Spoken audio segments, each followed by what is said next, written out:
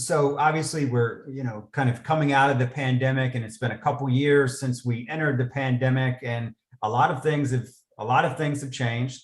But wanted to, and digital certainly advanced the digital agenda and the need for digital capabilities. But just wanted to get your take on, what have you seen or your team seen as a non-negotiable coming out of the pandemic versus maybe when we entered was a nice to have? Sure. Well, I'll speak, to what we see as Bazaarvoice for sure. I'm sure there's a lot more beyond what we see, but in terms of what we see, if we start with the retailer perspective first, there's an absolute need for product content creation and delivery to them from brands at scale. It's become a burning platform need and a non-negotiable. Like, some retailers will literally fine a brand on this. So that's number one. Also, I think retailers became much less patient with brands to fill in these content gaps. They're not willing to put up with content delivery shortages or outages.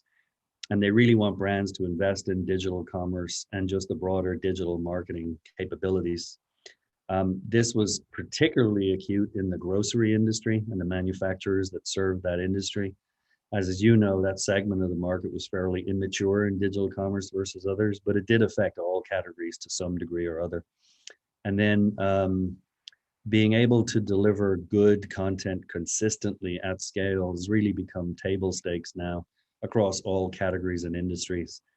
So that's what we see. And so naturally for us as a platform, Bazaarvoice has the ability to fill these content gaps, maintain the quality and consistency, and do it at huge scale, which is something both retailers and brands recognize, as I say, as critical to the broader push on filling the gaps in content now and into the future.